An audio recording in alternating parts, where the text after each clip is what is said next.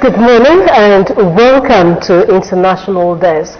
I am Mojisola Shulaja. It's a pleasure to have you with us as we introduce a new program aimed at exploring the latest developments and issues shaping the world. International Desk serves as a window into the diverse array of events unfolding across the continent. Today, we'll be delving into Syria-Gaza conflict. My guest is retired Commodore Adekunle Olawumi, a former Deputy Chief of Defense Administration, HOD Criminology and Security Studies, Chrisland University and Abeokuta, and Harvard alumnus of Harvard Kennedy School of Politics. He is also a member of Amnesty International Institute of Professional Security, to mention a few. You most welcome. Thank you very much for having me. Yes, it's a pleasure to have you join us, and we're taking a look at the conflict between Gaza, Israel, Hamas, Gaza, Israel. I want you to give us the historical background of this briefly. Thank you very much for that question. I think we have to go as far back as 19th century when the British definitely tried to take that place over from the Romans. You know, that area has been conquered several times by many empires in the past, but we can't go that far. Let's just look at around 1948 when Israel actually got their own state, and that was what really inflamed the other Arab nations, you know, from trying to protest the British mandate that actually tried to give the Israeli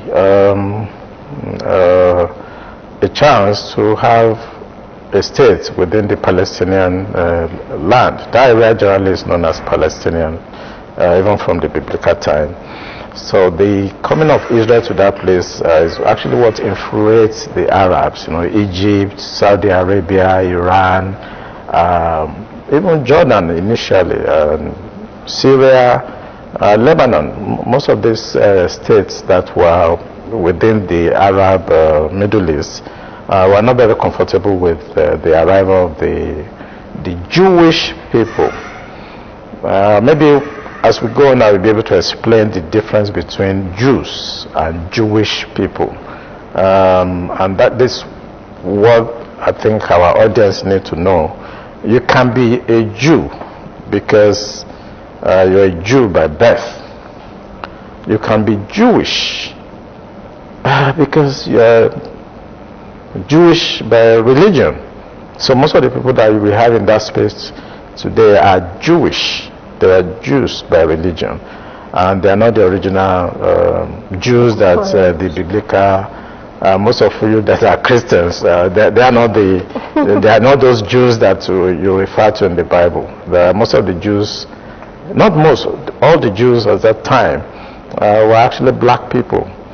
So it's a very controversial discourse that we are going to have today, and it's going to be very interesting. You know, the October 7th incident when Hamas attacked again, killing several Israelis, how has this shaped this current situation? I really don't agree with that. Which comes first, the chicken or the egg? The Gaza and West Bank has perpetually been under siege by the Israelis. All the time, their youths, children, women are arrested and locked up in Israel. They have been deprived of their liberty for years, you know, for decades, since the Yom Kippur War. Talking about the Palestinians? I'm talking about the Palestinian has been under siege, and they did not really start the October 7th program that, as you really said, it was because they were pushed to the wall. So they have to react. That's why I say, what comes first, the chicken or the egg? The Israel has been putting them under perpetual bondage, so to say, and it's sometimes natural for people to react when they are pushed to the wall. But if you want to talk about the October 7 issue by Hamas, I also have a different opinion about it, and it's also controversial because I don't believe that the Israelis did not know that event was going to happen. I really don't believe so. I haven't been an attaché to Israel and deputy defense attaché, let me put it correctly, and I was also trained severally in Israel. I know for sure that the Israelis, they have agents among the Hamas. They have men among them, and they have so much electronic and geospatial authority on Gaza. Every inch in Gaza is covered by Israel every day, every time, 24 hours. For that event to happen, and they claim not to be aware, is suspect to me. So I have my opinion about what happened then. But after the attack, of course, we knew what happened. The Israeli actually, it's like using a sledgehammer to kill mosquitoes, you know. They lost about 1,000 people plus. And as of today, they've killed more than 40,000 Palestinians, you know, and several more, you know, injured. It's something that is not acceptable in international relations, and I think they've had their day in court at International Criminal Court, and I don't know how far that case is going to go. I think what Israeli did was very unfair, and I think we cannot say that that event started from October 7. It has always been like that, you know. Yes, but you know, Israel was relaxed in the kind of way, so the attack came as a surprise to them. They weren't expecting it at that time, but you said you don't believe they weren't expecting it. Now let's talk about the impact of this humanitarian crisis. Last week, Israel attacked Al-Shifa hospital. It has been the focus of attack, you know, Al-Shifa. So let's talk about the impact of this on the people, most especially the children, the women who are vulnerable. Yeah, what they're trying to do is what I refer to in warfare as total war against an opponent that is very weak. And in the process, the collateral damage has been so high that it's like it's not really happening. I don't think outside the Peloponnesian War and the Battle of Solferino, where I mean people were brutally murdered, you know, I think there is another history in the making where children, families, women, even hospitals were not spared, schools were not spared, even the United Nations buildings were not spared. This has not really happened before. Experiment is not like total war when you talk about Russia-Ukrainian operations. But I think why they really went for the hospital is because they gathered intelligence that the Hamas were regrouping in that particular building. And I think what they just did was to conduct a preemptive strike. They don't really want to wait for them to reorganize and start another skirmishes. So, but I think they did well this time because they actually allowed civilians to leave that place. Children, even sick people were asked to evacuate before they conducted our operation, which was also very brutal because even when people are surrendering, they were not spared, which is against the Geneva Convention. You know, it can be likened to a war crime.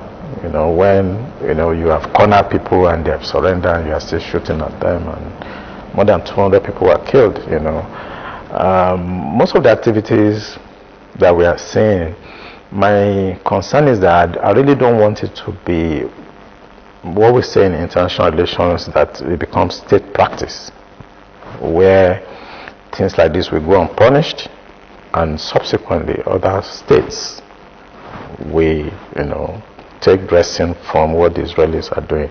I think the international community should try to discourage this type of aggression and prevent a situation where the world will go into anarchy. I'm imagining the next 2-3 years from now, maybe the Chinese also attack Taiwan and conduct this kind of operation in Taiwan. What are we going to say? So I think we should be careful in trying to condone the Israeli atrocity in that region. Now, when you talked about the international organizations, kind of the impact, some one way or the other, they contribute to all this, right? When you look at the roles U.S. in particular is playing, it's neither here nor there. To tell Israel to cease fire, and at the same time, it is still arming Israel. What do you have to say? Yeah, that's a very great question. The role of the United States. You cannot really separate the United States from Israel. They have been both, trying to assist Israel. You won't believe, since the First World War, where, Israel helped them during that time, the Jewish community helped the Allies, to prevail over the Germans, basically. And I don't see how you are going to separate Israel from the United States, because in terms of business, most of the weapons that Israelis are using are made in the United States, and they are one of their greatest customers. That's one way to look at it. In terms of geopolitics or geostrategy, you see that the United States are going to continue to support Israel whatever they do because of the Middle East politics. The Israelis are really helping the Americans, even the British, even NATO, to ensure that the Middle East is under control. You have to look at the issue of Iran, Iraq those days, Saudi Arabia, Egypt. So the stability of Middle East is paramount to the United States, and because of what? The energy that is prevalent or that is available in the Middle East. So they cannot allow Middle East to disintegrate, and the core of their strategic defense is Israel. So if anything happened to Israel, then it's going to affect the American business. It's going to affect the Western relations with some of the Arab countries. That's why you see their impact in Lebanon, in Syria, and today Jordan is already a friend to Israel, and the same thing with Egypt.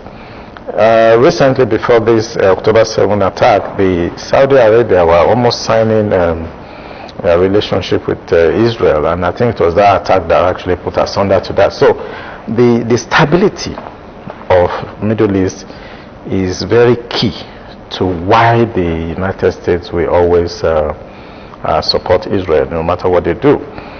Also, we have to look at the issue of bipolarism, whereby you have the Russians also trying to have an inroad into Middle East. They're already in Iran, they're already in Syria, they're already in Lebanon. That's the Hezbollah. And Americans and the allies are not going to allow the Russians to have a foothold in that area. So we shouldn't look at it as they are selling arms to Israel to protect itself. They're actually selling arms to Israel to protect the Western influence and interests. The impact of the Russia, you mentioned Russia now, Russia-Ukraine crisis and all of this, has it impacted, has it in one way or the other contributed to this? No, absolutely, absolutely. You know, different thing entirely. No. It's also there's a relationship because basically, you know, when you look at the international security environment, what is going on is actually proxies. You know, proxy wars.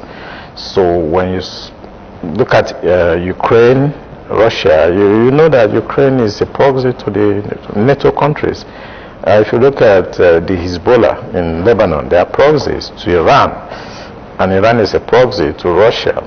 So whatever you see going on, there's always a link.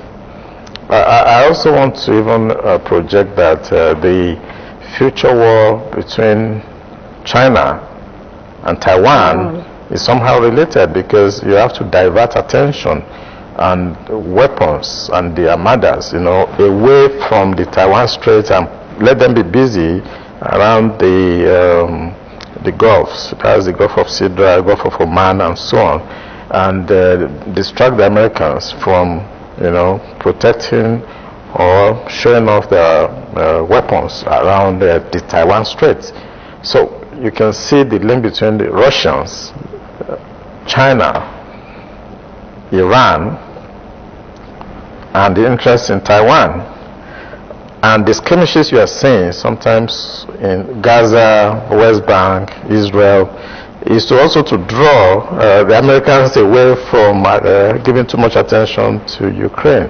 Since the Gaza-Israeli war, less attention has been given to what was happening in Ukraine, Russia. And less attention also is being given to Taiwan, because they are very busy to ensure that that place does not implode. Syria is a very powerful country. Lebanon, Iran is going to keep the allies very busy in the Middle East, while the Chinese also have time maybe to take over Taiwan as they have promised. So there's always a link. Sometimes like a gambit game, it's like you're playing chess. So you start a war somewhere in Ukraine, then when they are there, you start another one in Middle East, and when they're there, then you can do something else in the Taiwanese waters. So there's always a link in some of these things you see remotely. Talking about you said there's always a link. Now, as this in one way or the other infiltrated into African countries, when you talk about Niger, Mali, the crisis they're having in those regions, and I think one African country actually supported Russia and not even other countries. So would you say that it is impacting on the crisis we're having in some African countries? Yeah, you know, the more fronts you can open, the more diverse, you know, your efforts, your war efforts is going to be. I'm not surprised that the Russians actually try to open up another front in Africa. That's to dissipate, you know, the energy of the French and the British. Most of the mineral resources they get in their war effort, uranium and so on, derived from Africa. So if you can put asunder to whatever is happening to the allies in Africa and try to short-circuit them, the better for the Russians in their effort in Ukraine and in their support for China in Taiwan. That has not started, but it's almost inevitable. And you also see what the North Koreans are doing to Japan, to South Korea, the Philippines, and the trepidation, the fear of North Korea is the beginning of wisdom for the other allies that are in the far east. So you can see how the things, the chess game works. The Russians aiding the little rocket man, as Trump usually called the North Korean leader. He's firing missiles every day as if he's just firing bazooka and creating fear and, you know, trepidation there, distracting the allies again, because they have to support the South Korea. Japan is there, Philippines is there, the Taiwan is not that far from there. So that one is happening there. The African sector, as already mentioned, Mali, Burkina Faso, Niger, even Chad is getting out of the hands of the French right now. And the Sudan, we have the Sudanese issue that is still going on between the allies and the Chinese and Russians also. So there are interests here and there, and these are proxy wars, and the ultimate is to get, first of all, to realign the what I call in some discourse as the global reset, and that's very important. The globe is going through a reset, from polarity to bipolarism to multipolarism. The Russians are trying to weaken the dollar by establishing BRICS. So there are both economic, military, ideological war that is going on right now. Let's round off with the lessons from Gaza to African leaders. Lessons for Africa. I don't want to be derogatory, but I don't think Africa has learned any lessons. And that's because of the kind of leadership that Africa has. So what happened in Senegal recently, where a young chap is now in Africa, you learn lesson when you understand your challenges. Do we even understand our challenges?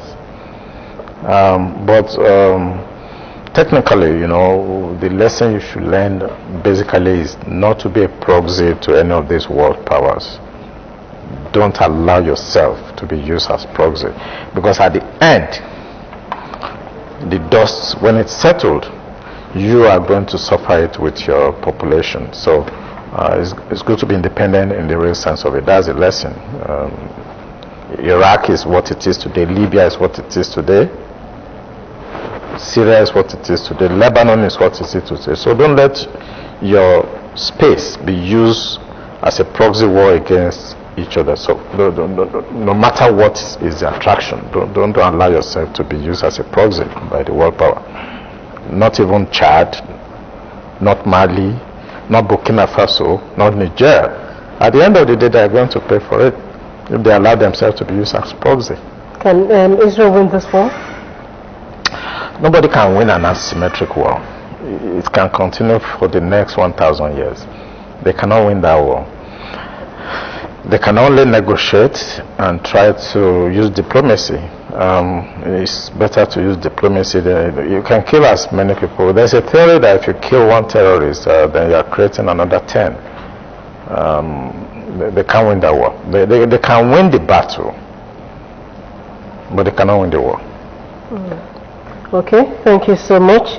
Retired Commodore Adekunle Olaomi, we thank you for being here. He is also the former Deputy Defense Advisor to France with concurrent accreditation to 8 other European countries. Your presence here is really appreciated. Thank you for coming. Thank you for having me. Yes. We have come to the end of International Desk for this week. Do make it a date with us next week for a fresh edition. Till then, Adamin Mojisola Shulaga, thank you for watching. Goodbye.